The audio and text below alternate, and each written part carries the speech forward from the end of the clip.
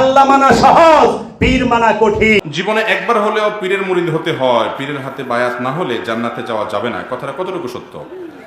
এরকম কোনো কথা কোরআন হাদিসে আসে নাই যে পীরের হাতে মুরিদ না হলে জান্নাতে যাওয়া যাবে না, একবার হলেও মুরিদ হইতে হবে, এমন কোনো কথা কোরআন হাদিসে কোথাও বর্ণিত হয় নাই।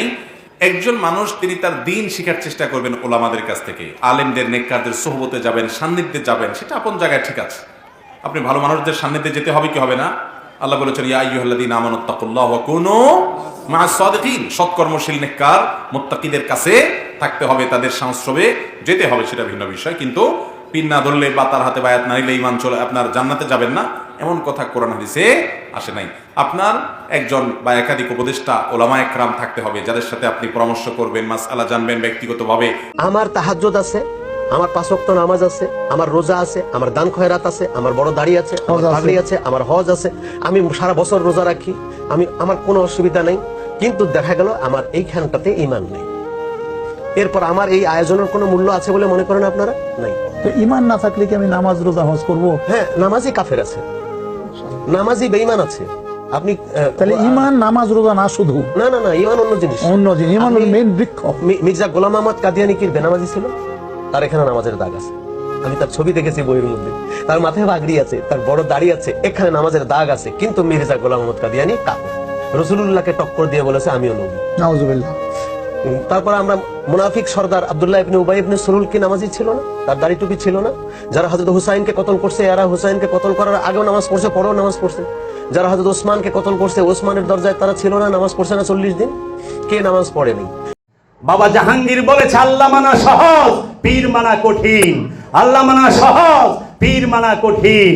আল্লাহকে সবাই মানে, কারণ আল্লাহ কাউকে তার ইচ্ছার বিরুদ্ধে বাধা দেয় না। কিন্তু পীরকে সবাই মানতে পারে না, কারণ পীর নিজের ইচ্ছার বিরুদ্ধে কিতাব পাঠ করে তো আপনি নফসকে চেনা যায় না। কিতাব পাঠ করে কখনো নফসকে চেনা যায় না।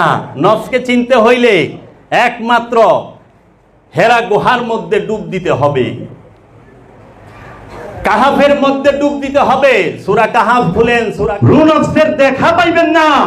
মহানবী বলেছেন মান আরাফা নাফসাহু ফাকাদ আরাফা রাব্বাহু, যে নিজেকে চিনেছে সেই তার রবকে চিনেছে। নিজেকে চিনতে হইলে মহানবী দেখাই দিয়ে গেছে চোখে আঙ্গুল দিয়া। বাবা জাহাঙ্গীর পৃথিবীর সর্বশ্রেষ্ঠ ইসলাম গবেষক, বাবা জাহাঙ্গীর পৃথিবীর সর্বশ্রেষ্ঠ একজন আল্লাহর ওলি, এবং বাবা জাহাঙ্গীরের দরবার এই পৃথিবীর মধ্যে সর্বশ্রেষ্ঠ একটা মর্যাদা সম্পন্ন দরবার। যদি কেউ এটা বুঝতে চায়, যদি কেউ এটা জানতে চায়, তাদেরকে উদাত্ত আহ্বান জানাবো, তারা সকলেই যেন বাবা জাহাঙ্গীরের লিখিত 28টি কিতাব এবং কুরআনুল মাজিদের শব্দে শব্দে হুবহু অনুবাদ, যা আজ পর্যন্ত পৃথিবীতে কেউ করেনি বাবা জাহাঙ্গীর ব্যতীত, এই কুরআনুল মাজিদের হুবহু অনুবাদ শব্দে শব্দে এটা যদি কেউ পাঠ করেন এবং বাবা জাহাঙ্গীরের বইগুলা পাঠ করেন এবং বাবা জাহাঙ্গীরের আওলাদগণের সহবতে যদি কেউ এসে দীক্ষা গ্রহণ করেন, এইখানে এসে কেউ গোলামি করেন, তখন সে বুঝতে পারবে যে ঠিকই এই দরবারই হচ্ছে পৃথিবীর সর্বশ্রেষ্ঠ আধ্যাত্মিক জগতের একটি সম্মানজনক দরবার। এইখানেই হেদায়েতের শিক্ষা, দীক্ষার শিক্ষা দেওয়া হয়। একটা জিনিস খেয়াল করবেন, অপ্রিয় হলেও নিজের উপরে বলতে হয়, সুফিবাদের মূল কি? সুফিকে, সুফি কাকে বলা হয়? সুফিবাদ কি? যিনি আত্মদর্শন করেছেন, নিজেকে চিনতে পেরেছে, সেই সুফি। আর এই সুফি যখন কোনো জায়গায় অবস্থান করে, সে আরেক সুফি তৈরি করে। এখন সুফি কিভাবে তৈরি হয়? সুফির দেশে কিভাবে যাইতে হয়? সুফির দেশে যাইতে হইলে কি করতে হবে? এখন আধ্যাত্মিক শিক্ষা, সুফিবাদের শিক্ষা, সুফিজম, এইটার বিরুদ্ধে সবাই উঠে পড়ে লেগেছে। কারা? খারিজি মতবাদ, ওহাবি মতবাদ, সালাফি মতবাদ। এই সমস্ত মতবাদের বিরুদ্ধে বাবা জাহাঙ্গীর এই সুফিবাদকে তুলে ধরেছেন। আপনি খেয়াল করে দেখবেন যে যত দরবারে যতখানেই যান, সব জায়গায় সুফির মূল বিষয়টা কি? আত্মদর্শনের শিক্ষা দান করা। নফসের পরিচয় কিভাবে জানবো, সেই শিক্ষা দান করা। এখন সেই শিক্ষা দান করতে হলে কিভাবে করবেন, কিভাবে আমি নফসের পরিচয় পাবো, কি করলে পাবো, সেই শিক্ষাটা কি এখন সব জায়গায় দেওয়া হয়? না। সব জায়গায় আপনি দেখবেন অনুষ্ঠান আছে, ওয়াক্তি সালাত আছে, আপনার সিয়াম, জাকাত, হজ সমস্ত কিছু আছে। এবং বিশেষ করে যারা নিজেদেরকে বড় বড় দরবার এবং বড় বড় আল্লাহর ওলি দাবি করেন, তাদের এইখানেও সবই আছে। আপনার কাওয়ালি আছে, বাউল গান আছে, সামা আছে, মাহফিল আছে, সব আছে। এবং কিতাবও পড়ায়, কোরআনও পড়ায়, সবই করায়, শুধু একটা জিনিস নাই। সেই জিনিসটা হলো কেউ মুরাকাবা মুশাহেদার শিক্ষাটা দান করে না, একমাত্র বাবা জাহাঙ্গীরের দরবার ব্যতীত। আত্মদর্শন করতে হলে, নিজেকে চিনতে হলে, নফসকে জানতে হলে অবশ্যই ধ্যান করতে হবে। কোরআন পড়ে আয়াত, কোরআন আয়াত, সূরা কেরাত পাঠ করে কি করা যায়? রাস্তা চেনা যায়, রাস্তা জানা যায়, কিন্তু নফসকে চেনা যায় না। যদি নফসকে চেনা যাইতো, কোরআন হাদিস এই সমস্ত এজমা কিয়াস এগুলা পড়ে মুখস্থ করে, তাহলে বিশ্বের মধ্যে সবচেয়ে বেশি নফসকে চিহ্নেওয়ালা মানুষ থাকতো এই বাংলাদেশে। কারণ বাংলাদেশের মতো এত মাদ্রাসা পৃথিবীর অন্য রাষ্ট্রে কমই আছে, বিশেষ করে আরাবিয়ান। তো এখন নিজেকে চিনতে হইলে কি করতে হবে? ধ্যান করতে হবে, মুরাকাবা করতে হবে। আর এই ধ্যানের শিক্ষাটা কোথায় আছে? কোথায়? সেটা তার নিজের দরবারে। কিন্তু ভুলেও আজ পর্যন্ত কেউ বলতে পারবে যে আমি এই হেরা গুহার ধ্যান সাধনার শিক্ষা দেবার জন্য, আমি এই কাহাফের যে ধ্যান সাধনার শিক্ষা দেবার জন্য আমি একটা মেডিটেশন সেন্টার, আমি একটা মুরাকাবার স্কুল, আমি একটা ধ্যানের স্কুল করছি, আজ পর্যন্ত বাংলাদেশে কোনো দরবারে কেউ বলতে পারবে না, কোনো ওলি বলতে পারবে না, নাই। একমাত্র বাবা জাহাঙ্গীরই 25 বিঘা জমির উপরে একটি বিশাল ধ্যান সাধনার স্কুল করছে।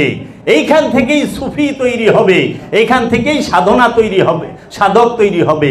কারণ ধ্যানের শিক্ষা যার মধ্যে নাই, সে যত কোরআন পাঠ করুক, হাদিস পাঠ করুক, যে যত এজমা কিয়াসের কিতাব পাঠ করুক, কিংবা আপনি যত সুফিবাদের কিতাবও পাঠ করেন, কিতাব পাঠ করে তো আপনি নফসকে চেনা যায় না।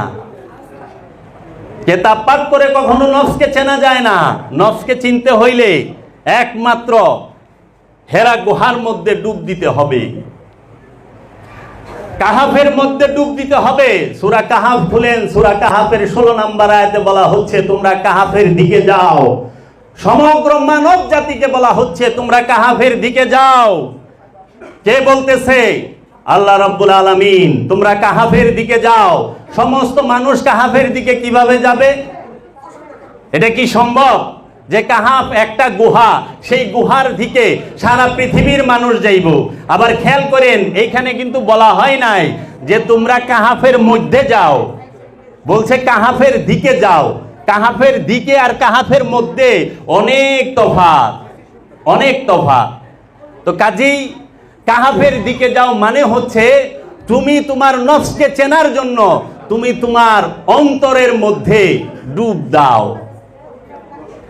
আমরা যেটাকে কাহাফ বলি, এটা মেজাজি। প্রত্যেক জিনিসের দুইটা দিক আছে, একটা মেজাজি, একটা হাকিকি, একটা রূপক, একটা আসল, একটা অনুষ্ঠান, একটা মূল। তো আত্মদর্শন করতে গেলে নিজের এই অন্তরের মধ্যে ডুব দিতে হবে। প্রতিটা মানুষকে অন্তরের মধ্যে ডুব দিতে হবে। ডুব দিয়ে কার ধ্যান করতে হবে? মুর্শিদের, গুরুর, পীরের ধ্যান ছাড়া, ওলির ধ্যান ছাড়া, রসুলের ধ্যান ছাড়া মুক্তির কোনো উপায় নাই। আবার মুক্তি যে ধ্যান করলেই পাইব এইটাও না, অবশ্যই রসুলের রহমত লাগবে, অবশ্যই মুর্শিদের দয়া লাগবে, অবশ্যই তার পীরের দয়া লাগবে। সে যখন দয়া করবে, তখন আপনি বুঝতে পারবেন যে আপনার উপরে সে কি রহমত দান করছে। আজকে বিশেষ একটা দিন, আজকে একটা রাজের কথা বলি, মন দিয়া শুনেন, কাজে লাগবে। আমরা সবাই বলি না আমি অনেক পাপী, অনেক গুনাহগার, আমি আল্লাহ তোমার কাছে মাফ চাই, হে আমার রব, ইয়া রব্বুল আলামিন, আমি তোমার কাছে মাফ চাই, আমারে ক্ষমা করো। এবং আমরা কোরআন হাদিসে এবং অনেক কিতাবের ঘটনার মধ্যে হযরত উমরের ঘটনাও যখন আমরা পড়ি, এবং অনেক ওলি আল্লাহর কিতাবের মধ্যেও বিভিন্ন ঘটনা থাকে যে বলা হয় আমি এমন কোনো অপরাধ নাই করি নাই, আমি এমন কোনো অপরাধ নাই করি নাই, আমি জুয়া খেলি, আমি মদ খাই, আমি কি করি অন্যের সম্পত্তি মাইরা খাই, আমি সমস্ত খুন করছি, আমি ডাকাতি করি, আমি চুরি করি, আমি ছিনতাই করি, আমি রাহাজানি করি, আমি এতিমের হক মাইরা খাই, আমি এমন কোনো অপকর্ম নাই করি নাই। আমরা মসজিদে যায়া শুক্রবারের নামাজে, জুমার নামাজে এত বড় জমায়েতের সাথে আমরা বলি আল্লাহ আমাকে মাফ করে দাও, আল্লাহ আমাকে মাফ করে দাও, আমি মাফ চাই। আল্লাহর কাছে ঠিকই মাফ চাইবার লইছি, কিন্তু আল্লাহ কি মাফ করতেছে? আল্লাহ কি মাফ করতেছে? যদি আল্লাহ মাফ করে, আপনি কোন গুনার মাফ চাইলেন? সকল গুনার, সকল গুনাহ একসাথে মাফ করে দিব? মুখ দিয়ে কইলেন আর মাফ হয়ে গেল? পাপ তো করছেন কর্ম কইরা, পাপ তো মুখ দিয়ে কইয়া করেন নাই, কর্মের মাধ্যমে করছেন। তো মাপটাও তো কর্মের মাধ্যমে হবে। এখন মাপ কি? মাপ কাকে বলে? ক্ষমা কাকে বলে? আপনারা কি জানেন ক্ষমা কাকে বলে? ক্ষমা কি? আমি চুরি করছি, চুরির অপরাধ, আমাকে মাফ করো, আমি মাপ চাইতেছি, ক্ষমা চাইতেছি, আমাকে কি ক্ষমা করা হবে? হবে। ক্ষমাটা কিভাবে হবে? ক্ষমা কারে কয়? আমি গুনাহ করছি কিন্তু আমি মাফ চাই, আমি ক্ষমা চাই, ক্ষমা কারে কয়? এটা তাকে বুঝতে হবে। সারা কোরআনের মধ্যে বলা হচ্ছে, আল্লাহ পাক বলতেছেন ইয়া আইয়ুহাল মুসলিমুন, মুসলিমুন শব্দটা আছে, আর মুসলিমুনের বিপরীত আছে মুজরিমুন। মুসলিমুন মানে হচ্ছে আত্মসমর্পণকারী, আর মুজরিমুন মানে হচ্ছে অপরাধী, গুনাহগার। এই মুজরিমুন, এই অপরাধী, এই মুজরিমুন কাকে বলে? এই মুজরিমুন থেকেই মুসলিমুন হইতে হয়, মুসলমান হইতে হয়। মুসলমান মানে আত্মসমর্পণকারী, আর মুজরিমুন মানে হচ্ছে অপরাধী, গুনাহগার। এখন ক্ষমা কিভাবে চাইবেন? সবচেয়ে রাজের কথা হইল এই জিনিসটা, যে আমরা যে ক্ষমাটা চাই, এই ক্ষমাটা কিন্তু সাধারণ। আমরা মনে করি আল্লাহর কাছে ইস্তেগফার করলে আল্লাহ ক্ষমা করে দিবে। এই ইস্তেগফার কিভাবে করতে হবে? তওবা কিভাবে করতে হবে? তওবা শব্দের অর্থ কি? তওবা শব্দের অর্থ কি? তওবা আরবি শব্দ, তওবা শব্দের অর্থ হচ্ছে প্রতিজ্ঞা, সংকল্প। আমরা বলি না সংকল্প, তো আজকে আমি তওবা করছি, সংকল্প করছি, প্রতিজ্ঞা করছি, কালকে যাই আবার আকাম করতে আসি, আজকে ক্ষমা হয়ে গেল, কালকে আবার চালু হয়ে যাইব। এটা কি হয়? না। ক্ষমা কি? আল্লাহ পাক ক্ষমা তখনই করবে একটা মানুষকে যখন সে রহিম রূপ ধারণ করবে। রহমান রূপে আল্লাহ কখনো ক্ষমা করে না। সারা কোরআনে কোথাও নাই গফুরুর রহমান, সারা কোরআনে সব জায়গায় আছে গফুরুর রহিম। গফুর মানে ক্ষমা, রহিম মানে হচ্ছে দান, দাতা, দয়া। সে দান করবে। কি দান করবে? যারা বলে আমরা সুফি, তাদের এখানে কি শিক্ষাটা আছে? কি দান করবে? কিভাবে ক্ষমা করবে? ক্ষমা হচ্ছে প্রতিটা মানুষ যেই পর্যন্ত সে মুজরিমুনকে, নফস যখন খান্নাস রূপী শয়তান যুক্ত থাকে, তখন ওই ব্যক্তিটা হয় মুজরিমুন। কোরআনের ভাষায় যখন একটা নফস খান্নাস রূপী শয়তান যুক্ত থাকে, তখন সে হয় মুজরিমুন, অপরাধী, পাপী। আর যখন একটা নফস খান্নাস রূপী শয়তান হতে মুক্ত হয়, তখন সে হয় মুসলিমুন, আত্মসমর্পণকারী।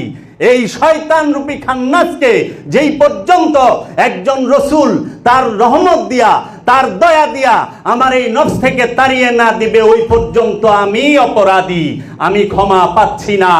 মুখে কইলেই ক্ষমা হয় না। যেই রকম একটা কূপের মধ্যে যদি একটা বিড়াল মইরা পইরা থাকে, ওই কূপের পানি পরিষ্কার করতে গেলে প্রথমে মরা বিড়ালটাকে উঠাইতে হবে। মরা বিড়ালকে উঠানোর পরে 40 বালতি অথবা 70 বালতি পানি উঠাইতে হবে, তখন যায়া পানিটা পবিত্র হবে। ঠিক নফস থেকে খান্নাস রূপী শয়তানকে আগে তাড়াইতে হবে, তারপরে কি করতে হবে? নিজের আত্মদর্শন হবে। শয়তান রূপী খান্নাসকে নফসের সাথে রাইখা আত্মদর্শন চায়, এটা তো পাগলের কথা। মহানবী সমস্ত কিছু আগে প্র্যাকটিক্যাল করছে, আগে প্র্যাকটিক্যাল হইছে, তারপরে আসছে কি থিওরিটিক্যাল। কোরআন আগে নাজিল হইছে না আগে ধ্যান করছে? ধ্যানের পরে কোরআন নাজিল হইছে, ধ্যানের পরে ওহী নাজিল হইছে, ধ্যানের পরে যায়া জিব্রিল আমিনের আগমন হইছে, ধ্যানের পরে মেরাজে গেছে।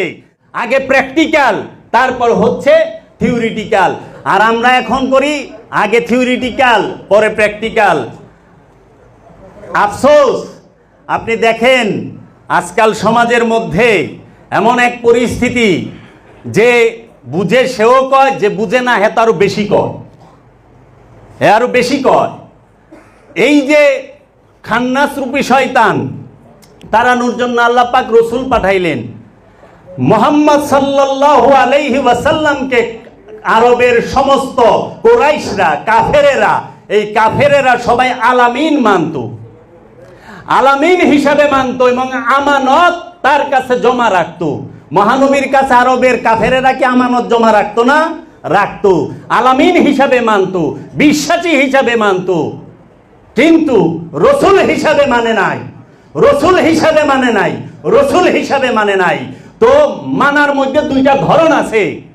একটা হচ্ছে সাধারণ, আমি মানি, আমি তাকে পছন্দ করি। আরেকটা হচ্ছে গ্রহণ, রসুল হিসাবে গ্রহণ করে নাই। বাবা জাহাঙ্গীরকে সবাই মানে। সুফি জগতে এমন কোন, যে সুফি জগতে বাস করে তার অবশ্যই বাবা জাহাঙ্গীরকে মানতে হবে, কারণ বাবা জাহাঙ্গীরের দর্শন ছাড়া উপায় নাই।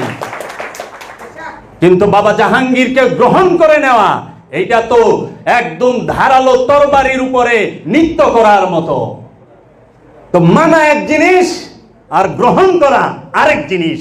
গ্রহণ করার মানা দুইটা আসমান আর জমিন তফাৎ। যেরকম মোমেন আর আমানুর মধ্যে তফাৎ, ঠিক তাই অনেকে এখন জ্ঞান দেয়, অমুকে মানে, ঠিক আছে, মানছে তার প্রয়োজনে। গ্রহণ হচ্ছে মুক্তির জন্য আর মানা হচ্ছে নিজের প্রয়োজনের জন্য। আমরা কিতাব পড়ি, হাদিস পড়ি মুক্তির জন্য নয়। বুকে হাত দিয়া কয়েকজনে বলতে পারবে আমি মুক্তি পাওয়ার জন্য কোরআন হাদিস পড়ি? বেশিরভাগ হচ্ছে নিজের প্রয়োজনের জন্য, জ্ঞান অর্জনের জন্য, জানার জন্য। জ্ঞান জানলে আমি একটাই প্ল্যাটফর্ম পামু, আমি এক জায়গায় বক্তব্য দিতে পারুম, কিন্তু মুক্তির জন্য না। মুক্তির জন্য যদি হইতো তাহলে যাহারা কোরআন হাদিস পড়নেওয়ালা একজনও আল্লাহর ওলির কাছে বায়েত হওয়া ব্যতীত থাকতে পারতো না। কারণ কোরআনের মধ্যে সব জায়গায় আল্লাহর ওলির কাছে বায়েত হওয়ার কথা। আপনি সূরা হুজরাত খুলেন, ওইখানে বলা হচ্ছে খবরদার আমার রসুলের আগে কেউ কদম বাড়াবে না, পাও রাখবে না, আমার রসুলের সাথে চইল না, পিছে পিছে চলো। আমার রসুলের মুখের উপরে, আওয়াজের উপরে উচ্চ স্বরে কথা বলিও না। আমার রসুলের দরজায় কখনো যায়া কি দস্তক দিও না, নক কইরো না, তাকে আওয়াজ দিও না যে আমি আসছি। ইন্তজার করো, অপেক্ষা করো, তোমাকেই রসুল ডাকবে, তুমি অপেক্ষা করো। কোরআন হাদিস বলতেছি না, আল কোরআন বলতেছি। তখন আল্লাহ পাক বলতেছে খবরদার, তোমার যত সয় সম্পদ যাহা কিছু আছে তুমি আমার রসুলের কাছে কি করো, দাও। সে যদি কবুল করে, তোমার জন্য দোয়া করে, তোমার মুক্তি হবে। রসুলের মুক্তি দুই ভাবে পাওয়া যায়। একটা হচ্ছে একমাত্র রসুলের দোয়া এবং দোয়ায়, আর একটা হচ্ছে রসুলের মুরাকাবা, মুশাহিদা, ধ্যান করে। আবার আল্লাহ এখানে বলতেছে হুঁশিয়ার, খবরদার, কেউ যদি আমার রসুলকে ওভারটেক করে আমি তাহার সমস্ত আলম, সমস্ত আমল কি হাত কার দুঙ্গা। এখানে এই যে পাকিস্তানের কাওয়াল বৈশা রয়েছে নাদিম ভাই, হাত কার দুঙ্গা এটার মানে কি? জ্বালায় দিব। জব্দ করা মানে বন্দি কইরা নেওয়া, আটকায় ভালা, কয়েদ করা। আর হাত মানে জ্বালাইয়েই দিব, আমলে কোনো কাজে আসবে না, জ্বালিয়ে দেওয়া হবে। খবরদার, মুর্শেদ যখন আসে কোনো ভক্ত বসে থাকতে পারে না। যদি ভক্ত হয়, মুর্শেদ যখন দাঁড়ায় ভক্ত কখনো বৈশা থাকতে পারে না, সঙ্গে সঙ্গে দাঁড়াবে। কারণ মুর্শেদকে ফলো করাই হচ্ছে বন্দিগি, রসুলকে ফলো করাই হচ্ছে ইবাদত, রসুলের প্রেমী হচ্ছে দাসত্ব, রসুলকে ফলো করা ইবাদত। মানুষ মাপ চায় কিন্তু সে নিজেও বুঝতে পারে না আমি কি মাপ চাইতে আসি। আজকে যদি পাপের চুরির মাপ হয়, কালকে আবার এই ব্যক্তি চুরি করতে আসে। চুরি ওই পর্যন্ত সারতে পারবো না যেই পর্যন্ত শয়তান ভিতরের থেকে না যাইব। শয়তান যদি থাইকা যায় ভিতরে, কারণ চুরি চামারি যত অপকর্ম সব তো শয়তানের কাম, শয়তানের কাম না? তাহলে শয়তান যদি ভিতরে থাকে তাইলে পরে আমি এই কাজের থেকে ফিরবো কিভাবে? ফিরার কোনো চান্স আছে? শয়তান যদি আমার ভেতরে থাকে আমি পাপ থেকে বিরত হব কিভাবে? কোনো কায়দা নাই, কোনো উপায় নাই। এবং আমার ক্ষমা হবে কোথা থেকে? ক্ষমা তো একটাই, দ্বিতীয় আর কোনো ক্ষমা নাই। ক্ষমা একটাই, সেটা হচ্ছে যখন একটি নফস, একটি ব্যক্তি, একটি মানুষ, একজন ওলিয়ে কামেলের, একজন আল্লাহর রসুলের, একজন আল্লাহর ওলির দীক্ষা অনুযায়ী তার কথা মতো মুরাকাবা মুশাহেদা করে, যখন সে চরম ধৈর্য ধারণ করে এই মুরাকাবা করতে পারে, তখন এই ধ্যানে তার ওই রসুল তার সামনে সেই রহিম রূপ ধারণ করে, রহিম রূপ ধারণ করে। তখন সে গফুর রহিম। গফুর মানে হচ্ছে ক্ষমা। কিসের ক্ষমা? ক্ষমা একটাই, সেটা হলো খান্নাস রূপী শয়তান থেকে নফসকে মুক্ত করে দেওয়া। ক্ষমা একটাই, খান্নাস রূপী শয়তান হতে নফসকে মুক্ত করে দেওয়াই হচ্ছে ক্ষমা। আর কোনো ক্ষমা, কোনো গল্প, কোনো কিচ্ছা, কোনো কাহিনী নেই। এইটা যেটা, এটা হলো ব্যবসার লিগা, ডর দেখায়। এখন তো জাহান নামে যে পুরতাছে সেই ভিডিও কইরা দেয়। লাশেরে কবরের ভিতরে অগলগ্গর সাপে পেছায়া রাখছে, ঠুকরাইবার লইছে, এইটার ছবি তুইলা ফেসবুকে ভাইরাল করে দিছে। আবার কয় এইটা 35 জনের দিবেন, 40 দিনের ভিতরে আপনার যে কোনো দোয়া কবুল হয়ে যাবো গা, আপনি এইটা পাইবেন। সেটা আর যদি না দেন আপনারে খাইছে, আপনি শেষ আছে। ও কি ঢুকছিল কবরের ভিতরে? যে ক্যামেরাম্যান সে অযোগ্য সাপে লাশেরে মুচরাইলে কি বহনে তো নফস নাই, প্রাণ আছে, জিন্দা ব্যক্তি তো না। মুর্দারে ঠুকরাইলেই কি আর না ঠুকরাইলেই কি? মুর্দারে পোস্টমর্টেম করে না? ঢাকা মেডিকেলে মুর্দা যে মৃত লাশকে যদি কেউ রেপ হয়ে মারা যায়, যদি কেউ বিষ প্রয়োগে মারা যায়, যদি কাউকে কোনোভাবে ফাঁসি দিয়া মারা হয়, যে কোনো ভাবে মারা হয়, তার পোস্টমর্টেম হয় না? তারে ফাড়ে চিরে কত কিছু করে। তখন তো কোনো মুর্দা উঠে যায় না এই ডাক্তার কি শুরু করছেন, ভাই জানেনি সব জিনিসপত্র কাটাকাটিকে লাগাই দিয়েছেন, এটা তো কয় না। কারণ মুর্দারে কাটলেও যা, না কাটলেও তাই। মাটিরে কুবাইলেও যা, না কুবাইলেও তাই, একই। যদি নফস থাকা অবস্থায় বডিকে কেউ পুষ লাগায়, কেউ যদি একটা আঘাত করে, সঙ্গে সঙ্গে ওই নফস প্রতিবাদ করে দাঁড়িয়ে যায়, কেন আমাকে আঘাত করা হলো? তো মূল হচ্ছে নফস। সেই শিক্ষা কোথায়? বাবা জাহাঙ্গীর ব্যতীত এই শিক্ষা কোথাও নাই। বাবা জাহাঙ্গীরের কাছে সব আছে। আহ্বান জানায় উদাত্ত, যারা ইসলামিক স্কলার, যারা ইসলামিক গবেষক, তারা আসেন। যারা বড় বড় আলেম উলামা বক্তা, তারা আসেন বাবা জাহাঙ্গীরের দরবারে, আইসা দেখাই দিয়া যান যে এই জিনিসটার কমি আছে। পাবেন না, কোনোদিন পাবেন না। বাবা জাহাঙ্গীরের দরবারে দাইমি সালাত আছে, বাবা জাহাঙ্গীরের দরবারে সিয়াম আছে, বাবা জাহাঙ্গীরের দরবারে যাকাত আছে, বাবা জাহাঙ্গীরের দরবারে হাকিকি কুরবানি আছে, বাবা জাহাঙ্গীরের দরবারে মেরাজও আছে, বাবা জাহাঙ্গীরের দরবারে নিজেকে চেনার শিক্ষা, নফসকে চেনার শিক্ষা, আত্মদর্শনের শিক্ষাও আছে। বাবা জাহাঙ্গীরের দরবারে কোনো কিছুর কমতি নাই। বাবা জাহাঙ্গীর সেই হেরা গুহার শিক্ষা দান করে, যেই হেরা গুহার শিক্ষায় আত্মদর্শন হয়। মাদ্রাসায় যায় মাথার বিদ্যা অর্জন করতে পারবেন, বিদ্যার জ্ঞান এক না। বিদ্যা এক জিনিস, জ্ঞান আরেক জিনিস। কোরআন কিতাব পড়ে বিদ্যা অর্জন করা যায়, কিন্তু জ্ঞান অর্জন হয় না, জ্ঞান থাকে ভেতরে। আমার মুর্শিদ কেবলা বাবা জাহাঙ্গীর এমন রহমত দান করছে যে রহস্যের অনেক জিনিস আছে, মূল পর্যন্ত দেখাই দেওয়া যাবে। এই রহমত, ভরপুর রহমত, তার দয়া, তার রহমত, তার সমস্ত দান আছে। একজনে একটা কমেন্টস করছে যে যোগ্য লোক দিয়া বলে বাবা জাহাঙ্গীর প্রচার করবে। বাবা জাহাঙ্গীরের কাছে কোনো অযোগ্য লোক আসে না, অযোগ্য লোক বাবা জাহাঙ্গীরের কাছে আসতে পারে না, কখনোই আসতে পারে না। বাবা জাহাঙ্গীরের কাছে আসলে যোগ্য লোকই আসে, কারণ এইটা এমন একটা জায়গা যে এই জায়গায় নিজেকে স্থির রাখা বড়। আরবি করেন সালাত, সেটা কি দায়মি? দায়মি সালাতি ধ্যান, ধ্যানই দায়মি সালাত। ধ্যান কিন্তু চোখ বন্ধ করে বৈশা থাকা, কিংবা অষ্টাঙ্গ করে বিভিন্ন মুদ্রায়, বিভিন্ন অঙ্গ ভঙ্গিতে, বিভিন্ন স্টাইলে বসলাম, ধ্যান হয়ে গেল। এখন ইউটিউবে অনেকের দেখি এমনে বসায়, অমনে বসায়, অমনে বসায়, আবার কেউ কলম বাঁধে, কেউ ছুরি বাঁধে, কেউ একটা বিন্দু দেয়, ওইখানে তাকায় থাকবেন। এটা হলো কনসেন্ট্রেশন, মেডিটেশন নয়।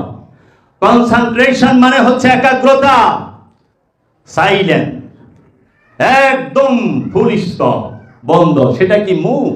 বাবাই তো আমাকে মুখ বন্ধ করে দেয়, ঠোঁট বন্ধ করে দেয়, যাই কথা কইস না, বন্ধ। কিন্তু এহেনে তো দুনিয়ার কথা কয়। এহেন আপনারা সবাই বয়ে রয়েছেন, কত সব মানুষের মনের ভিতরে কত প্রশ্ন বলকাইবার লইছে জাবেরের করণের লেগা। ঠুট করলে সবার বন্ধ, কেউ টু শব্দ নাই, কিন্তু মনের মধ্যে কি প্রশ্ন নাই? মনের মধ্যে শব্দ নাই? মন কি তোর পারে না? মন কি এইখানেই আছে? নিরিক এইখানেই, বর্জক এইখানেই, তাসাব্বুর এইখানেই, কখনো না। দেহ এখানে বসে রয়েছে, অষ্টাঙ্গ একত্রিত করে বসে আছি, কিন্তু মনকে তো বানতে পারতাছি না, এটা সম্ভব হয় না। তাহলে আপনি যদি গুরু না মানেন, আপনি যদি রসুল না মানেন, আপনি ধ্যান করবেন কিভাবে? ধ্যানের পূর্ব শর্তই হচ্ছে গুরু, ধ্যানের পূর্ব শর্তই হচ্ছে রসুল, ধ্যানের পূর্ব শর্তই হচ্ছে ওলি, ধ্যানের পূর্ব শর্তই হচ্ছে মুর্শিদ। এই মুর্শিদ ধরলেন না, সালাত করলেন। কে কইছে আপনারে সালাত করতে? বেদম বাবা জানের সাথে নরসিংদী গিয়েছিলাম কিছুদিন আগে সফরে। নরসিংদী মনোহরদী থানার পাঁচপীরের রওজা মুবারকে হাজার হাজার মানুষ উপস্থিত হয়েছে। সেইখানে বাংলাদেশের বিখ্যাত দুইজন বাউল শিল্পী তারাও উপস্থিত হয়েছে। এক বাউল শিল্পী সে পালা নিছে শিষ্যের, আরেক বাউল শিল্পী সে পালা নিছে গুরুর। পয়লা শিষ্যরে দিছে, শিষ্য তো পুছায় পাছায় কতক্ষণ গুরুরে ইমন প্রশ্ন করছে, গুরু ওখানেই গাইমে গেছে। শিষ্য গুরুকে প্রশ্ন করে হারাম হারাম হারাম, শিষ্য গুরুকে প্রশ্ন করতে পারে না। প্রথমে আগমের জায়গা থেকে বাদ, ডিমার্কেশন থেকেই বাদ। কখনোই শিষ্য গুরুকে প্রশ্ন করতে পারে না, শিষ্য গুরুকে পিছন দিয়ে দাঁড়াইতে পারে না, শিষ্য গুরুকে উপদেশ দিতে পারে না। এটা সীমা লঙ্ঘন, সীমা লঙ্ঘনকারীকে আল্লাহ পছন্দ করে না। গুরুর সুরের উপরে, সাউন্ডের উপর উচ্চ সুরে কথা বলে না। আর এখন তো পীরের উপদেশ দেয়, বুদ্ধি দেয়, বাবা তো এটা বুঝে না, বুঝাই দিলাম। পীরে বলে বুঝে নাই, বুঝাই দিল। আচ্ছা, যে 15 বছর ধরে বাবা জাহাঙ্গীরের অনুসরণ করতেছে, যে 15 বছর ধরে, তার মধ্যে 2, 4, 5 বছর ধ্যানও করছে, এইরকমও আছে। আর গত 62 মুরিদ হইয়া হ্যাঁ প্রশ্ন করে যাত্রা করে ফেলায়, কিন্তু হ্যাঁ বলে একবারও সাধনা করতে রাজি না। মুর্শিদ কলে ডেলি করে বললেছে, আয় আমার ভাই গোলামি কর, আমার ভাই 43টা দিনের মুরাকাবা কর, আমার কথা মতো, নিজের ইচ্ছা মতো না, আমার কথা মতো। বাবা জাহাঙ্গীরের প্রতিটা ওয়াজ শুনেন। বাবা জাহাঙ্গীর বলেছে, হে মানব জাতি, আমার মুরিদেরা, সমস্ত মানব জাতিকে বাবা জাহাঙ্গীর আহ্বান জানাইছে, সার্বজনীন আহ্বান। মুসলমানরে কয় নাই, বলছে হে মানুষেরা আসো তোমরা আমার কাছে, আমার কথা মতো আমার শিক্ষা মতো তোমরা আমার দেওয়া ওজিফাগুলো আয়ত্ত করো, আমার দেওয়া ওজিফাগুলো আয়ত্ত করো এবং আমার কথা মতো তোমরা 4টা মাস সাধনা করো, 4টা মাস সাধনা করো। আমি যেভাবে বলি সেইভাবে সত্য তুমি অবশ্যই পাবে, অবশ্যই বলছে, গ্যারান্টি যে সত্য তুমি পাবেই পাবে। যদি না পাও তাহলে ওই গেটের সামনে দাঁড়ায়া সালাম আলকি দিয়া জায়গা মাথা নিচা কইরা থাকুন। এইটা হলো আল্লাহর ওলির বাণী, যে ওলির কথা ওলির মতোই। ইমন জানা ভক্তের পিছে মুরিদের পিছে পীরে দৌড়াই ফেলেছে, এইটা তো না। অহন্ত পিসাব্য হালিমুন হইছে মাথার মধ্যে টুপিতে মক্কা শরীফের ছবি, মদিনা শরীফের ছবি, আবার আরবিতে লিখছে লা ইলাহা ইল্লাল্লাহু লেখা পীরে বয়া রইছে টান টান হইয়া। আরে মিয়া, যে মক্কা শরীফের ছবি আপনি মাথায় রাখছেন সেই মক্কা শরীফ আয়া আপনারে তওয়াফ করব, আপনার দিকে চায়া থাকবো, কারণ আপনি হচ্ছেন ওয়াজহুল্লাহ, ওই কাবা ওয়াজহুল্লাহ না, আপনি হচ্ছেন আইনুল্লাহ। একজন কামেল আল্লাহর ওলি হচ্ছে ওয়াজহুল্লাহ, একজন কামেল আল্লাহর ওলি হচ্ছে আইনুল্লাহ, একজন কামেল আল্লাহর ওলি হচ্ছে ইয়াদুল্লাহ। আল্লাহর হাত কার মাধ্যমে? ওই কামেল আল্লাহর ওলির মাধ্যমে। আর ওখানে হেই পাথরের কাবারে মাথায় লইয়া বয়ে রইছে। কি একটা অবস্থা! পীরের দরবারে ধ্যান নাই, সব দরবারে না, কিছু কিছু দরবারে আছে, তাও তারা কইতে খুব ডরায়। পীরের দরবারে ধ্যান নাই, অনুষ্ঠান দিয়া ভরপুর, যার ভিতরে প্রচন্ড অনুষ্ঠান, নিঃসন্দেহে সে কামেল নয়, সে মেকআপ পিসাব সাইজা বয়া রয়েছে পুরা ফিটফাট, কারণ সে জানে মুরিদ আয়া কি কইব আর মুরিদ আয়া কি চাইব। মুরিদ পয়লাই গেটের থেকে চাই যে পীরের দাড়ি কতটুক, দেখে এক মুষ্ট সুন্দর করে সাইডে রয়েছে, আরে ঠিক আছে এক মুষ্টই রাখতে হবে। পীরের মাথায় টুপি আছে নাকি? একদম ইমুন টুপি আনে সুন্দর দেখা, সাদা চকচকা পিন্দা বয়ে রয়েছে, পাঞ্জাবি পিন্দা বয়ে রয়েছি। আমি মোল্লার কথা কই না, পীর সাহেবের বাড়িতে পীর সাহেবের ধরছি, এটা ফকিরের বাড়ি। বাবা জাহাঙ্গীর বলেছে আগে নিজের ঘর পরিষ্কার করো, পরে বাইরেরটা দইল। ঘরেই তো প্রবলেম। পাঞ্জাবি টাঞ্জাবি পিন্দা মুরিদ আইছে, বাবা আমি চাই আপনার কাছে মুরিদ দিছে, আল্লাহ চাই আয়া তাড়াতাড়ি মুরিদ ওইসব 5 ওয়াক্ত নামাজ পড়বি, 30টা রোজা করবি, হ্যাঁ উরসে আবি, লাউ কদু সব লই আবি, কোনো সমস্যা নাই। আবি খাবি, খিচুড়ি খাবি, বিরিয়ানি খাবি, ঢোলের বাড়ি হই না নাচতে নাচতে বাজ যাবি। কি এর দেন সাধনা? আরে মিয়া কাঁদে ফোন কইরা, কাঁদে আর কান্দা 17 বছর ধইরা বাংলাদেশের সবচেয়ে বড় জায়গায় মুরিদ সে পায় নাই। এটা কি ওই পীরের দোষ? কখনো না। ওই পীর ঠিকই কামেল, যার কথা যার এখানে বায়াত হয়েছে সে ঠিকই কামেল, কিন্তু ও কামেল হইতে পারে নাই। এইটা ওই পীরের দোষ না, এটা তোর গাফিলতি। তুই যেখানে সত্য পাস্তায় ওখানে থাকছস কে সইরা যা, তুই যেখানে সত্য পাস্তায় ওখানে থাকছস কে, ওখানে তুই এই তোর ভুলের বোঝাটা অন্যের কান্দে দিয়া দেস? কখনো না।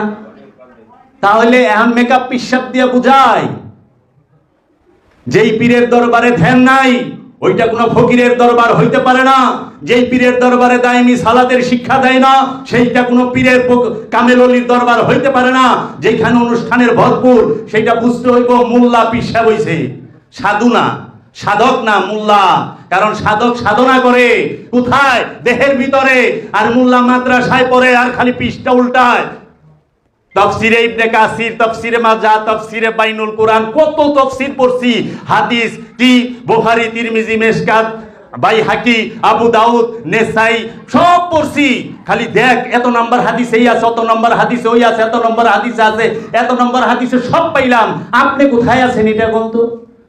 জিজ্ঞেস করেন আপনি কোথায় আছেন? মাওলানা সাহেব, পীর সাহেব আপনি কই আছেন? আপনার অবস্থান কোথায়? আমার কথা কি কোরআনে আছে? না, আমার কথা তো নাই। আছে, আমরা ওইটা চাই না। কারণ আমার ভিতরে ঢুকতে গেলেই দায়মি সালাত, ধ্যান, আর এই ধ্যান করতে গেলেই সবচেয়ে বড় ভয়। ধ্যান করতে চাই না। আল্লাহ বলতেছেন সূরা বনী ইসরাইলের এক নম্বর আয়াতে সুবহানাল্লাযী আসরা বিআবদিহি মিনাল মসজিদুল হারাম ইলাল মসজিদুল আকসা, সুবহানাল্লাযী ভাসমান সেই সত্তা, সুবহানাল্লাযী আসরা ভ্রমণ করাইলেন আবদিহি তার বান্দাকে মিনাল হইতে মসজিদুল হারাম হইতে ইলাল দিকে মসজিদুল আকসা, মসজিদুল আকসায়। কিভাবে? সূরা নজমে বলতাছে সুম্মা দানা ফাতাদাল্লাহ ফাকানা কাবা কাউসাইনি আও আদনা। অতঃপর আমরা আপনাকে নিয়ে আসলাম দুই ধনুকের ব্যবধানে, এক বৃত্তের ভিতরে, বৃত্ত হয় না, আও আদনা বৃত্ত বানিয়ে নাও। এক বৃত্তের মাঝে মহানবী আর রব্বুল আলামিনের মেরাজ হইল। আমার কাছে কথা হইল, আমার প্রশ্ন হইল, ও ভাইরা, এই প্রশ্নটা বিশ্বের সামনে ছাইরা দিলাম, আলেম সমাজের সামনে ছাড়লাম, সাধুদের সামনে ছাড়লাম, একটু দয়া করে উত্তর দেবেন। সুবহানাল্লাযী আসরা বিআবদিহি মিনাল মসজিদুল হারাম ইলাল মসজিদুল আকসা, এই মসজিদুল হারাম বলতে কি বুঝাইছে? এটা কি মক্কা শরীফে যে মসজিদুল হারাম এটা বুঝাইছে? এইটা বুঝাইছে? মহানবী যখন মেরাজ শরীফে যায় তখন মহানবী মদিনা শরীফে, মক্কায় না। তাহলে আল্লাহ বলতেছে মক্কা কি মসজিদুল হারাম থেকে মসজিদুল আকসার দিকে নিয়ে গেলাম। এই মসজিদুল হারাম বলতে কি বোঝায় আর এই মসজিদুল আকসা বলতে কি বোঝায়? এটা কি জাগতিক যে মসজিদুল আকসা জেরুজালেম এইটা, আর সৌদি আরবের মক্কা শরীফে যে মসজিদুল হারাম এইটা? যদি এই দুইটা হয় তাহলে ওইখানে 27.5 বছর মেরাজে থাকলো, মক্কা শরীফের একটা মাইসে দেখলো না। আবার মসজিদুল আকসার মধ্যে থাকলো, আকসার কোনো মাইসও দেখলো না। আবার দেখেন আবু জাহেল কত বড় ক্রিটিক্যাল লোক, এ জানে নবী মেরাজ হবে, জিগায় ফেলাইলো তুমি যে আসিলে ওখানে কত মসজিদুল আকসার পিলিয়ার কয়টা? প্রশ্ন দেখেন, যাও খাওয়াই না লোক না কইলে প্রশ্ন করে ফেলাইছে যে তুমি যে বলো মেরাজে গেছিলাম মসজিদুল আকসার ভিতরে, মসজিদুল আকসার প্লেয়ার কয়টা? কারণ মসজিদুল আকসা তো গেছে। এই মসজিদুল আকসা কি জাগতিক না আধ্যাত্মিক? কোনটা? এই মসজিদুল আকসার মসজিদুল হারাম কি জাগতিক না রহস্যের? এটা কি আপনি কোরআন হাদিস পড়া পাইবেন, বই পড়া পাইবেন, কিতাব পড়া পাইবেন, না ধ্যান সাধনা করলে পাবেন? নিজের ভেতরে যখন ধ্যান সাধনা হবে তখন সে সাধনা নিজেকে সাধো কার কাছে? মুর্শিদের কাছে। মুর্শিদ এই পাপীরে তুমি গ্রহণ করো, কারণ মনটা গুলো পুরানা পাপী, নতুন পাপী না। মন আমার পুরানা পাপী, সব মাইনা লয় মন, কিন্তু গুরুর পূজা মাইনা নেয় না, ইবাদত। তাহলে যেই দরবার আজকে দেখান বাংলার জমিনে, কোন দরবারটার মধ্যে ধ্যানের শিক্ষা দেয়? ধ্যান কি? ধ্যান শব্দের অর্থ কি? ধ্যান বাংলা শব্দ, আরবিতে বলে তাসাব্বুর, তা সা বুর, তা সা বুর, তাসাব্বুর। সবুরের ভিতরে সবচেয়ে বেশি যে ডুবতে পারবো সে তত ধ্যানে যাইতে পারবে। এখন সবুর কি? মশা কামড়াইবার লইছে 84 বই নিলাম, এটা সবুর? এটা সবুর? এটা তো সবুর কিন্তু মেজাজি, বাড়িতে ভাত নাই খিদায় বই রইছি, এটা সবুর? আগে সবুর কি এটা বুঝেন। সবুরের ওয়াজ করলে তো ঝামেলা হয়ে যায় বোকা। কোরআন থেকে ওয়াজ করুন সবুর কি। যদি না দেখাই দেয়া পারি বাবা জাহাঙ্গীরের দয়া, তখন সে বলবেন সবুর। সবুরকারী নাই, সবুরকারী নাই। সবুর অন্তরে থাকে, মুখে থাকে না। সবুর লেবাসে থাকে না, সবুর হলো অন্তরে। বাবা জাহাঙ্গীর কতখানি সবুর করছে কে বলতে পারবো? কারো বাপের সাধ্য আছে? ওই এজিদের দলেরা বাবা জাহাঙ্গীরের বাড়িতে আগুন দিয়া দিছে, বাবা জাহাঙ্গীরকে অত্যাচার করছে। বাবা জাহাঙ্গীরকে আমি দেখি নাই কোনোদিন ফরিয়াদ করতে ধ্বংস করে দাও। বাবা জাহাঙ্গীর এই বলেছে, এই বাবা সুরেশ্বরী, যারা আমার শত্রু তাদেরকে তুমি আমার বন্ধু করে দাও, আর নাইলে হেদায়েত করে দাও। দুইটাই কল্যাণের, দুইটাই কল্যাণের জন্য। বন্ধু করো আর নাইলে হেদায়েত করো, মানে দীক্ষিত করো, দীক্ষা দাও। এটা তো বলে নাই ধ্বংস করে দাও। সবুর দেখানোর বিষয় না। নিরিক কাকে বলে, বরজাক কাকে বলে, তাসাব্বুর কাকে বলে, এইটা যদি গুরু না শিখাইতে পারে তালাক দিয়া চইলা যান ওইখান থেকে। মুর্শেদকে সর্বপ্রথম যা জিগাইবেন, মুর্শেদ আমি আপনার কাছে আসছি নিজেকে চেনার জন্য, আমি নিজেকে কিভাবে চিনব, আপনি সেই শিক্ষা আমাকে দেন। বাংলাদেশের বিখ্যাত দুই বাউল, তারা প্রথম প্রশ্ন করলো, গুরু আপনি কোন তো আল্লাহ যে আমাকে আমানত দিছে সেই আমানত কি? গুরু আরেকটা প্রশ্ন, আপনি কোন তো গাদিরে খুমে 1 লাখ 1.25 লাখ সাহাবিয়া ছিল, তার মধ্যে নারী কতজন ছিল, তুই নারী দিয়ে কি করবি? এটা কোনো প্রশ্ন হইল? সংশোধনের প্রশ্ন। আচ্ছা গুরু আপনি কোন তো কি অন্ধ গুরু কেরা? গুরু আবার অন্ধ হয় নাকি? সর্বপ্রথম কোন গুরু অন্ধ হইয়া জন্মাইছে? অন্ধ হইয়া গুরু জন্মায় নাকি? আরে চোখ তো আমাগো দেশের সবারই আছে, বেঞ্জালাই হেরো আছে। কোন চোখ? মাথার চোখ, এই কপালের নিচে 2 চোখ, এইটা বাইরে যে 2 চোখ দেখে। গুরু যে, সে তো তার অন্তরের চোখ থাকে, অন্তরের চোখ যার খোলা সে গুরু। তাইলে এই যে 3টা প্রশ্ন করছে, গুরু প্রথমে কইয়া দিল আল্লাহ যে আমাকে আমানত দিছে সেই আমানত হলো বীর্য। যুবকরা ধৈর্য রাখো, যদি ধৈর্য রাখো অনেকই। তা আমি কইলাম বালতি ভৈরা রাখা দিস, আল্লাহ ফিরত চেলে ঢেলে দিবি। এরাই সুফিজমকে নষ্ট করেছে, এরাই সুফিজমকে নষ্ট করেছে। আল্লাহর আমানত কি সেইটা জানতে হলে ধ্যানে বসো, তুমি যাই না যাইবা। 2-4 দিন আগে দেখলাম আমাদের এখানে এক আল্লামা সাহেব আর চোরের পীর সাহেবের নাম হচ্ছে না, চোরে একটা ভয়ঙ্কর পীর সাহেব আছে, এরা অনেকে খচ্চরও কয়, আমরা কই না, আমরা পীর সাহেবই কই। এই পীর সাহেবে কইবার লইছে নবী মাটির তৈরি, আবার সুন্নিয়াতের যারা তারা নূর। এরা একই প্যান্ডেল করে হাজার হাজার মানুষ জমায়েত হয়ে গেল, নবী মাটি, একেবারে দলিল দিয়া, কোরআন দিয়া, হাদিস দিয়া, এজমা কিয়াস সব দিয়া বসায়া দলিল দিয়া গেল মাটি। আচ্ছা আবার সুন্নিরা লক্ষ লক্ষ টাকা খরচ করে আরেক প্যান্ডেল করে কইবার লইছে দয়াল রসুল নূর, হেরাও দলিল দিয়া অস্থির। আপনি তারে জিজ্ঞেস করেন মুহাম্মদ সাল্লাল্লাহু আলাইহি ওয়াসাল্লাম নূর না মাটি? এই তর্কের আগে আপনি নিজে বলেন তো, আপনি কি নূর না মাটি? আপনি কি সেটা বলেন। আপনি কে? আপনার পরিচয়টা বলেন। মহানবীটা অনেক দূরের বিষয়, আপনি এটাই তো জানেন না। আপনি কি মাটি না নূর? নিজে মুর্শিদের কামেল অলির কাছে বায়াত হইয়া ধ্যান সাধনা করলে আমি বুঝতে পারুন যে আমি নূর না আমি মাটি, আমি নূর না আমি মাটি। তখন আমি এইটাও বুঝতে পারুন দয়াল রাসূল সাল্লাল্লাহু আলাইহি ওয়াসাল্লাম নূর না মাটি। কেউ ধ্যান সাধনায় রাজি না, তর্ক করবো রাইটকে রাইট, তর্কে লিপ্ত।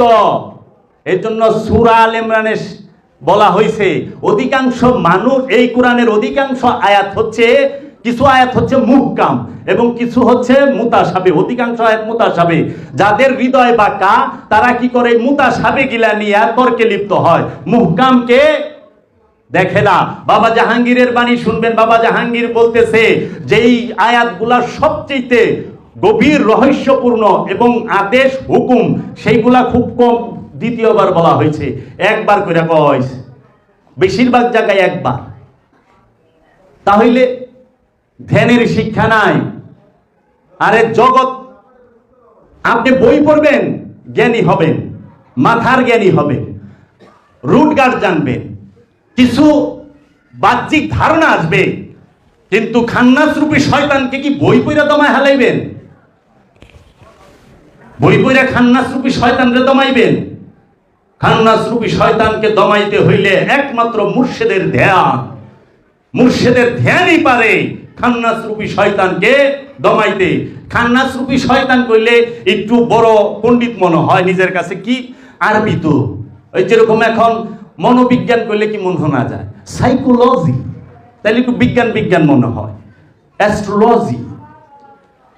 বাংলা এখন আমি মূর্খ মানুষ, আমি বুঝি না, আরে মনোবিজ্ঞান, আপনার মনের সমস্যা। ও এইটা তো আমিও জানি, আমার মনে প্রচুর সমস্যা আছে, এমন ভাবে কয়। খান্নাস শব্দের অর্থ হচ্ছে কামনা, কামনা ছাড়া কোনো মানুষ নাই। এই কামনাকে উৎসর্গ মানে দিতে হয়, সম্পূর্ণরূপে বিলীন করে দিতে হয় কার মধ্যে? মুর্শিদের মধ্যে। সাধক কি করবে? মুর্শিদের মধ্যে ডুব দিব না মুর্শিদ সাধকের মধ্যে ডুব দিব? মুর্শেদের মধ্যে সাধক ডুব দিব না সাধকের মধ্যে মুর্শেদ ডুব দিব? মুর্শেদের মধ্যে সাধক ডুব দিব। মুর্শেদের কোথায়? দেহের ভিতরে ডুব দিব? দেহের ভিতরে কেমনে ডুব দিবেন? দেহের ভিতরে তো ডুব দেওয়া সম্ভব না। একটা শুই গেলে ওরে বাবা রেখে শিখা দেয়, আর আপনি আসত 120 কিলোর একটা মানুষ। মুর্শেদের রূপের মধ্যে ডুব দেন। আমার সাথে মুর্শেদের সম্পর্ক হলো মুর্শেদের রূপে, নূরে। এই মুর্শেদের রূপের মধ্যে ডুব দেন। সেই ডুব কি? মুর্শেদ তোমার চোখ, এই দৃষ্টি তোমার, এই শ্রবণ তোমার, এই জবান তোমার, এই নিঃশ্বাস দম তোমার, এই অনুভূতি তোমার, এই জ্ঞান তোমার, এই গুণ তোমার, এই রং তোমার, এই রূপ তোমার, এই হাত তোমার, এই পা তোমার। তুমি হাঁটো এই পা দিয়া, তুমি ধরো এই পা দিয়া। আমি শব্দটা উচ্চারণ না করাই ভালো। সব তুমি, সব তুমি। এই তুমি যখন কইব যে আমি আছি, তখনই কামিয়াব। তুমি যখন কোথায়? মুর্শেদ কই থাকে জানেন? একটা রাজের কথা কই। আমি তোমাকে, মুর্শেদ থাকে প্রতিটা সাধকের। এই যে চোখ আছে না, এই সারা চোখে না, এই চোখের মধ্যে একটা কালো পুটুলি আছে, মণি যেটাকে বলা হয়। এই কালো পুটুলির মধ্যে মুর্শিদ থাকে। এইটা হচ্ছে মুর্শিদের ঘর, মুর্শিদের বাসস্থান। আপনি দেখেন এইখানে যে আছে সেই আপনার সামনে আছে। এখানে যদি আপনার চেহারাটা থাকে, আপনি আমার সামনে। এখানে যদি দেয়ালটা থাকে, আপনি ওই দেয়ালটাই আমার সামনে। এখানে যদি মোবাইলটা আমার এই পুটুলিতে থাকে, সে আমাদের সমস্ত কিছু এই চোখের পুটুলির মধ্যে বাসতেছে। আর এর পিছনে দৃষ্টি আছে। এই দৃষ্টির মধ্যে মুর্শিদকে এইখানে রাখেন, মুর্শিদকে এইখানে রাখেন। আর এই যেখানে যে আছে মাকামে মাহমুদা, এটাকে যদি ভাঙা হয়, খুব সুন্দর, খুব মানে অসাধারণ। বিশ্বাস করেন, বাবা জাহাঙ্গীর যদি না হইতো, বাবা জাহাঙ্গীর যদি না পাইতাম, বাবা জাহাঙ্গীর যদি না আসতো, বুঝতামই না রব্বুল আলামিনের কোরআন, বাবা জাহাঙ্গীরের কোরআন যে এত সুন্দর, এত মধুর, এত মধুময়, এত দয়া, এত মায়া, বুঝার কোনো কায়দা নাই। যদি বাবা জাহাঙ্গীর নসিব না হইতো। পীরগিরি করস, মুরিদ করস, কোত্থেকে নিজেও মানুষ, কিসের মুরিদ করস? তুই ধ্যানের জানোস কি? কিচ্ছু না। কি শিখাবি? কি শিখাবি? কিছুই না। এই হাতের তালুর মধ্যে কি আছে বল? বল এখানে কি আছে রহস্য? তোমার প্রতিটা জিনিসের মধ্যে এক একটা জিনিস আছে। তাহলে ধ্যান কি? সেইটার শিক্ষা নাই। একজনে বলতেছে আমাকে, এই শেখ বলে যে দাইনি সালাত কি? বলো ইয়া বাবা জাহাঙ্গীর, ইয়া কানা বুদু ওয়া ইয়া কানাস্তাইন, এইটাই দাইনি সালাত। যদি তুই কাফের হইতে পারস, মুমিন হইয়া পারবি। কাফের না হইলে মুমিন হইতে পারবি না। কেন? ওই যে আল্লাহর ওলি বলতাছে কি, কাফের আশিক হুঁ मैं, বান্দা ইসলাম না হুঁ। বুত परस्ती मेरी जिंदगी है, बुत परस्ती मेरी बुंदगी है, बुत परस्ती मेरी दिलदारी भी है। কাফের আশিক হুঁ मैं, আমি প্রেমের কাফের, মোহাম্মতের কাফের। বান্দা ইসলাম না হুঁ, আমি ইসলামের দাস নই। বুত পারাস্তি, বুত মানে পীর, পারাস্তি মানে পূজা, পীর পূজা। বুত পারাস্তি মেরি জিন্দেগি, আমার জীবন পীরের পূজাই আমার জীবন। বুত পারাস্তি মেরি বন্দেগি, পীরের পূজাই আমার বন্দেগি। বুত পারাস্তি মেরি দিলদার ভি হে, আমি পীরের পূজার মধ্যেই নিজের জীবনকে উৎসর্গ করেছি। তাহলে এই বুত পারাস্তিকে, তাসাব্বুরকে সবাই সরাই দিছে, অনুষ্ঠানকে নিয়ে আসছে। তাসাব্বুরকে ঢাকার জন্য অনুষ্ঠান নিয়ে আসছে। যেখানে ধ্যান নাই, ওইখানে জ্ঞান থাকবে কেমনে? ধ্যান ছাড়া তো জ্ঞান আসে না। এখন বিদ্যান আছে কিন্তু জ্ঞানী নাই। জ্ঞানকে আরবিতে বলে হেকমত, আর বিদ্যাকে বলে ইলম। আল ইলমুল হিসাবুল আকবার। এই এলেম মানে বিদ্যাই হচ্ছে আল্লাহ পাওয়ার পথ সবচেয়ে বড় বাধা। অনেকে ভুল ব্যাখ্যা করে যে কি এই জ্ঞানই হচ্ছে, না না, এলেম। এলেম মানে শিক্ষা, হিকমত মানে জ্ঞান, উইজডম, প্রজ্ঞার জ্ঞান, উপলব্ধির জ্ঞান, আত্মজ্ঞান। আত্মজ্ঞানে জ্ঞানী হও। জীবনে তো কোনোদিন সাধক জিগাইলা না, দয়াল মুর্শিদ কেবলাও কাবা মাকামে মাহমুদা কাকে বলে আমাকে বুঝাইয়া দেন, আমি বুঝতে চাই। কলব কাকে বলে আমাকে বুঝাই দেন। বিশ্বাস করেন, এইখানে কলবের ডেফিনেশন করুন। বাবা জাহাঙ্গীরের রহমতুল্লাহ, খোদার কসম বলতেছি, অন্য পীরের মুরিদি থাকবো না, অন্য পীরের মুরিদি থাকবো না। আমার বাবার কাছে মুড়ি দেবো সেইটা কই নাই, পীরের উপরে সন্দেহ জায়গা যাইব যে শালার পুতো তো কিচ্ছু জানে না। সম্পর্কে মুর্শিদকে জিজ্ঞেস করে খফি কাকে বলে, খফি শব্দের অর্থ কি, আকফা কাকে বলে, আকফা কি ইয়া মুর্শিদ আমাকে বুঝায় দেন, মাকামে মাহমুদা কি, মাকামে মাহমুদা আলা কি আমাকে বুঝায় দেন। তখন সেন আপনি বুঝতে পারবেন। রু নফসের পার্থক্য বইরা আপনি রু নফস সম্পর্কে ধারণা পাইবেন, কিন্তু রু নফসের দেখা পাইবেন না, রু নফসের দেখা পাইবেন না। মহানবী বলেছেন মান আরাফা নাফসাহু ফাকাদ আরাফা রাব্বাহু, যে নিজেকে চিনেছে সেই তার রবকে চিনেছে। নিজেকে চিনতে হইলে মহানবী দেখায় দিয়ে গেছে চোখে আঙ্গুল দিয়া 15 বছর 1 মাস 19 দিন সময়ে অসময়ে জাবালে নূর পর্বতে 2500 ফিট উঁচায় হেরা গুহায় মহানবী স্বয়ংভূ সে নিজে সাধনা কইরা মেডিটেশন করে দেখাইছে। মাওলা আলীকে সেই শিক্ষা দিছে, মাওলা আলীকেও সেই শিক্ষা দিছে। সবাইকে না, সবাই বলে পারেও না। খলিফা এক জিনিস, মাওলা আরেক জিনিস। উচিত কথা সব হানে কন যায় না। ওই যে আল্লামা বলছে খসরু সব জায়গায় সত্য বলা ঠিক না। আনাল হক হক থি লেকিন কেহনা না থি। আনাল হক তার জায়গায় ঠিকই সত্য, কিন্তু কেহনা না থি ওইটা বলা উচিত ছিল না। ইয়ার কি মাহফিল কি বাহার, আমার প্রিয়তমা যে আমার মুর্শিদ তার মাহফিল, তার যে এরিয়া গন্ডি এর বাহিরে বলা উচিত ছিল না, উচিত হয় নাই, শুলে চড়ায় দিছে। অসুর দেবতা চিনবো, অসুর সবসময় কচু আর গেছু খাইতে ভালোবাসে। শুয়োরের গোশত খাম না, পাপ হইব। শুয়োরের গোশত খাওয়া হারাম, আল্লাহ কোরআনে হারাম করছে, 2 থেকে 3 বার কইছে। শুয়োরের গোশত খামু না, খবরদার পাপ হইব। কিন্তু সুদ কইলে ঠেইলা খামু, ঘুষ ঠেইলা খামু, পরের সম্পদ মাইরা খামু। আল্লাহ কোরআনে এইটার কথা 274 বার কইছে, ওইটা মানে না। কিন্তু জঙ্গলির ঘুষ খাইলে যে পাপ হইব এইটা খুব মানে। জঙ্গলির ঘুষ খাইব এটা মানে ঘুষ খাওয়া হারাম, আল্লাহর নিষেধ। সুদ খাওয়া হারাম, আল্লাহর নিষেধ। অন্যের সম্পদ মাইরা খাওয়া হারাম, আল্লাহর নিষেধ। পরের সম্পদ মাইরা খাওয়া, এতিমের হক মাইরা খাওয়া হারাম। গরিব দুঃখীকে জুলুম করা হারাম, নিজের নফসের উপরে জুলুম করা হারাম। নিজের নফসের উপরে জুলুম করে তাও পাপ মনে করে না। এতিমের হক মাইরা খায় তাও পাপ মনে করে না। সম্পদ আত্মসাৎ করে তাও পাপ মাইরা খায় না। ব্যাংকের লুইটা দেউলিয়া বানা হালায় তাও পাপ মনে করে না। তারা কি করে, সমস্ত প্রকার চুরি করে তাও পাপ মনে করে না।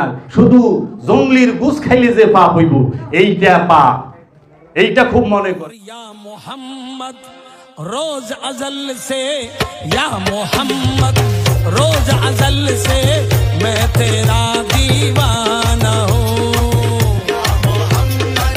रोज अजल से मैं तेरा दीवाना हूँ।